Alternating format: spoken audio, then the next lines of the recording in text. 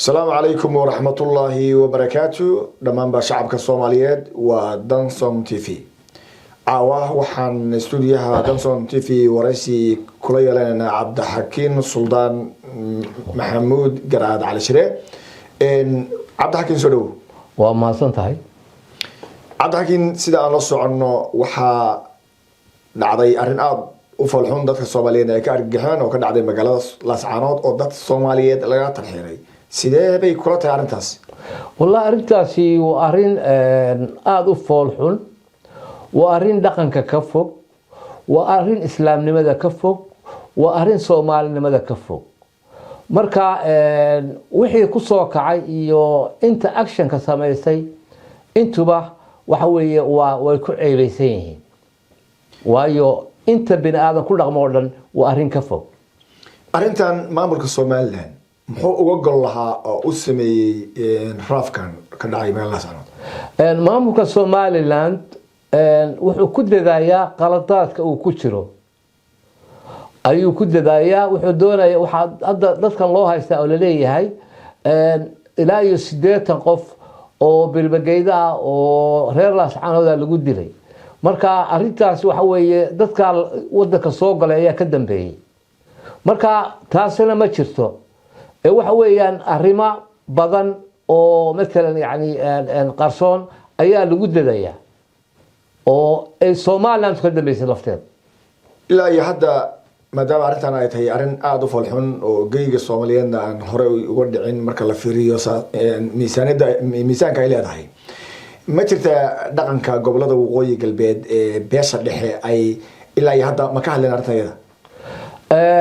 may waxaan arkayay niman janarlo iyo inanka in la yiraahdo iyo oo Laascaanood jooga oo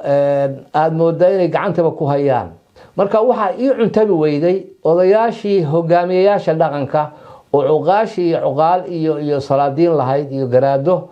oo leh والله أرنتا إذا بريبان كناهي وحبنا لقما ويدين إيوه لمكا كيمي سيستم كهرجيسة أو أرنتا سعودسيناي واحد مودا هاد ميلان دتكي عبد الحكيم هو كوي أضياشة لأرنتا سبحان لقما ويدين ما أضياشة بيصير حامس رير صلوا ما هو أضياشة رير Laascaanood وياهي maxay uga dhintahay odayaasha dhaqanka gobolka Sool ee garaadada ugu horeeyaan siyaasiyiinta iyo waxgaradka reer Sool arintaadu maxay uga dhigantay wallahi wax uga dhimantahay waa caybay ku tahay de waayo wadankooda iyaga leh yani deegaan kastaba dadka deegaa ayaa leh marka taladooda boqolkiiba boqol iyaga maartay mas'uulka at least hadii systemka marka iyagu ay raacsan yihiin uu go'aano gaarayo de iyaga laftooda waa in la tixgeliyaa oo loo sheegaa arrintan ma kula muuqataa in Somaliland ay uga gol leedahay soo dhaweysiga iyo shukaansiga shacabka gobolka Sool ku dhaqan iyo fogeynta shacabka Soomaaliyeed si Somaliland ay halka uga hesho kaalin aad u weyn oo shacab والله هو معقول لكن I don't think إني مثلا يعني شعب كمثلا رير صول صباقرا إني بقول في أريتاس مارته يعني أي مارته يعني كأقوى بصناعي إن وياي إن أرنتان أو كله هذا كورس ولا مقدع وان مقلي ميلها قاركود لكن wax aan badnayn tan waxa weeye mucjisadan waqtan waxa weeye ku tahay waxa weeyaan gawaaridii ila adduunyada waa adduunyada life loo daawanay wax kastaba gawaari waaweyn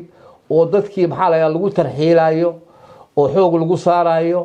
oo maxaa la kuwa meherada jooga wax kasta aan la xisaabtamayn marka waxa moodaa tan inay tahay jujuub maxaa la nacasnimo oo aan aqli ku fadhiin inta badan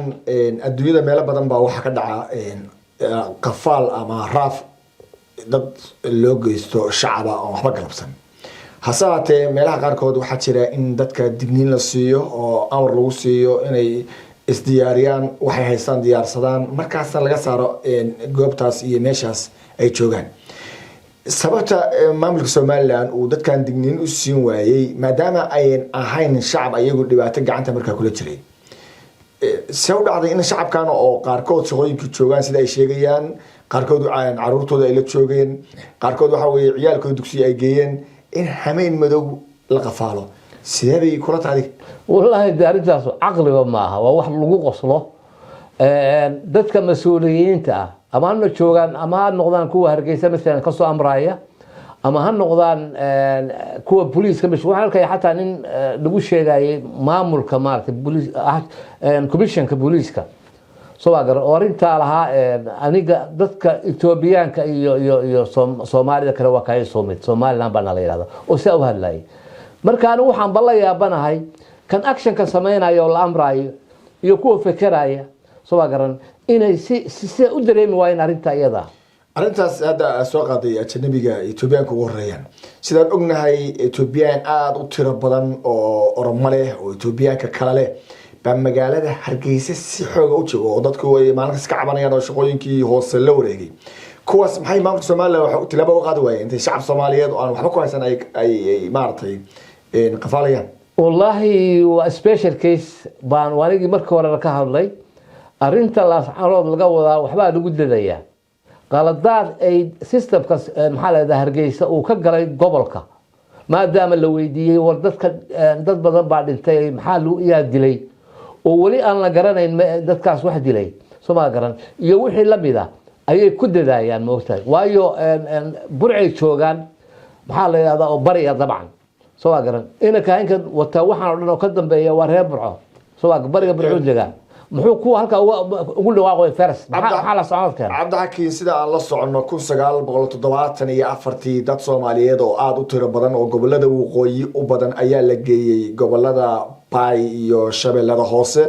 oo halkaas nolol looga raadiyay dadka xilligaas ma garan waayeen dadkii Soomaaliyeed ee halka la geeyay soo dhaweyntii inkastoo dawladdu xoog badan u jirtay soo dhaweyntii iyo in la tusay dhul aan la kala lahayn Soomaaliyeed maxaa shacabka Soomaaliyeed ee ku nool gobolada waqooyi hadda taa u arki waayeen wallahi shacabka Soomaaliyeed oo ku nool gobolada aan ahayn dadka midna u dhashay ka yimi maxaa la meelaha kale oo Soomaaliya wana Soomaaliya of course soo garan markastaba xaq bay u leeyihiin ixtiraam iyo in lagu soo dhaweeyo meesha ay joogaan soo garan ninkii dambi galana de waa gooni oo de meesha system baa jiro wal qabanaya ama qof ama gabadhii gasha marka dadkii bariga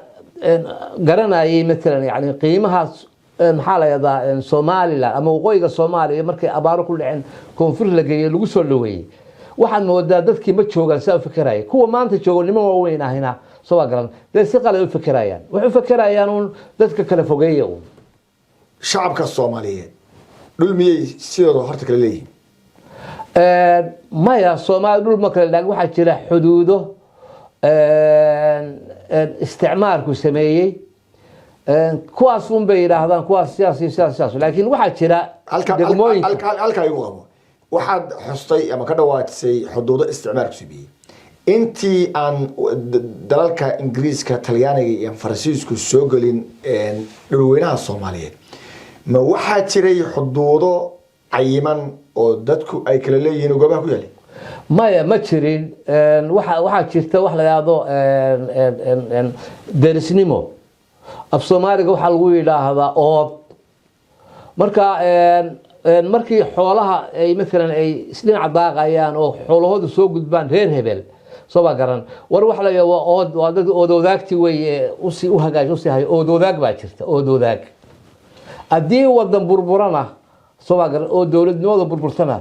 ood wanaagii dhaqankii baa soo noqonay la isku ixtiraam ah waayo hadda dad baa laga rabay maxaa la yiraahdaa meesha la yiraahdo laascaanood oo lagu daadiyay miyiga maxaa la yiraahdaa mudug inkastoo runtii si fiican ay u soo dhaweeyeen mas'uuliyiinta reer mudug iyo kuwa Puntland ba misana yani hadda waxa fiicnaan lahayd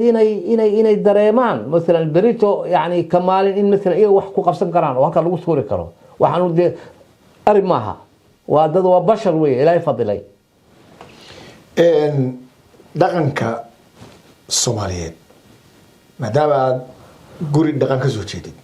dhaqanka Soomaaliyeed sidee ku tahay ama ku noqon kartaa in dad birmageyda ah sida mar dhowdba ka dhawaajinaysay oo ilmo dhashay leh oo hooyooyin leh oo kuwa uurla leh in xadgudubka noocaasa lagu sameeyo dhaqanka Soomaaliyeed sidee bay ku noqon kartaa mar kastaba dee dhaqanka Soomaaliyeed ceeb buu ku yahay waayo kelmadda birmageydu waa Soomaali iyadoo aynaan dawlad lahayn inagoo aan maxaa la yiraahdaa isticmaar u inala joogin oo dabcan systemkaas inuu xukumayn soo gar ayaan magaca la baxnay waxaana laga yaabaa laba reer oo wadaagi inay istilaan deedna aan la taaban dadka jilicsan laakiin nim wiilasha ordaya iyo wiilasha ordaya ma iskaraacaan marka dhaqan ma baahaba مثلا yani absolutely waa wax yani laga yaqsoodo weey shacabkii laga saaray halkaas oo la wareystay waxay sheegeen in maalkoodii lala haray ayagiina la soo raafay ilmahoodiina uu qaar maqan yahay marka hadii laga fiiriyo dhinaca in aadnimada sida ayagu ay hadda u hadlayaan oo ay yani u doodayaan in qofkii xoolihiisa lagala haro asagiina la cayriyo arintaasu macnaha intii adigu aad jirtay oo Soomaaliya ay ama sidaan ahayd ama ay sidaan ka qurux baneed qof intii xoolihiisa lagala haray asagii la cayriyo ma dhacday weligeed horta warwarigeeda ma dhicin waan arin maartay laga yaqsoodo hatta waxa weeyaan waxaan la sheegay ilaa iyo kiisas badan oo arintaas ku lug leh gabdho uur leh soo garan oo dabcan duruufta soo saar 9 bilooda oo duruufta soo saartay caruurtooda ugu tabcaan iyo odagooda wax noocaas oo kala soo garan in la raafay gurigiina caruur kale ku hadhay waan waaweynay 2 jiro 3 jiro ciidan aan ahayn way hatta jaariyad ma qabsan karaan soo ilaalinaysa moogta cabdi horta deedna la raafay qaarna waxay ku dhaleen jidka ku dhaleen caruurtoodii oo aan ahayn misaal si dhaleen jidka xuduudaas ku dhaleen maxaa la yiraahdaa maxay tahay mar kasta iyo goor kasta in beelweynta gobolada Bay iyo Bakool degta in mar kasta oo wax dhacaan iyo meel kasta oo wax ka dhacaan Soomaaliya in ayaga loo tiiriyo oo leeyahay ayaa ka dambeeyay ma waxa jira duwanaansho ay ka duwan yihiin dadka Soomaalida mise si gooniya ay al-shabaabka ugu laban yihiin oo ugu xiran wallahi ma oran karo taas dadka yani reer ama gobol ama qabiil boqolkiiba boqol ama inta badan shabaab ku xidhma jiro waa shabaabku waxa weeye waa cudur waa aafo weeyaan laakiin waxa laga yaabaa shakhsiyaad qolo kasta oo gobol kasta noqday inuu ku xidhayaa inay ka qayb galaan marka anigu ma arko taas inay مثلا yani ay lug ku leedahay waxaba cajiiba bade dad maato oo la raafayo oo maxaa leedahay masaakiina oo la leeyahay waxa loo raafaya meeshii baa nabad noqon weeyay war waxan waa maanta maxay sameynayaan nabadda shay sameeyay waayahay magaalada Laascaanood baa dadkan laga raafay sidii markii hore aynu warkeenaba ku sheegnay waxaa laga wareysanayay maalmahan midowga dad jooga magaalada Buuhoodle oo ganacsigoodii jooga oo aad u faraxsan laakiin ka ciishaysan waxa falka ka dhacay magaalada Laascaanood magaalooyinka Laascaanood iyo Buuhoodle maxay ku kala duwan yihiin nooranay wallahi waxay kala duwan yihiin Laascaanood boqolkiiba boqol maxaa la yiraahdaa waxa ka taliya nidaamkaas Hargeysa oo isaga danihiisa gaar ah laakiin Buuhoodle gacan kuma hayaan waa independent Buuhoodle nidaam ahaan waa nidaam ifan ilaa Ingiriiskii ilaa iyo dawladii soo gaar independent u ahaa heshiisna way ku hayeen qabaa'ilka deegaa soo garan ilaalinta dhaqankooda iyo degaankooda iyo wax noocaas oo kala marka يعني طلابة كم هرجيسة سيستم أما سيستم كهرجيسة إن طلابة كم قاعد يكرر أنتو بوه هذا تجو أكشن كم فعل كم صار ما يكرر because of ضد كاس ضد مثلا يعني سكوح إعلان أو سيستم حالة هذا الصومالي رسمية. ويه إن تاريخ ذا جودهان قبل كسول يو إلا يو دقمة بوه اللي أما قبل كعين وحيلين تاريخ سوتشرينا وأن قبل هذا بدنا الصومالية كميديو أين لاين taas oo ay ugu weyneed la dagaalankii gumeystaha xilligii uu soo galay geyga Soomaaliyeed goboladaas iyo dadka deganay waxay muujiyeen yani karti iyo aday ay kaga hortageen gumeystihii ayagoo diiday in loo gacan dhaafo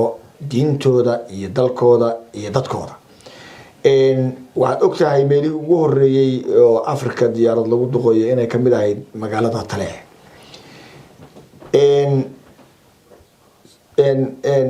gobonnimadii iyo geesinimadii iyo dannimadii iyo duntii ay lahaayeen dadkii xilligaa joogay ee gobolka ku dhaqnaa ma is oran karaa xilligan booska waa baneeyay runtii markii Soomaalidu ay sheekaysanayso ama odayaal sheekaysanayaan nin waay araga iyo nin midna wax doon inuu bartaba markasta waxa la isla soo qaadaa dadku waa dadkii hore dadku dadkooban bay ahaayeen oo culture fiican oo siyaasadda ku milmin marka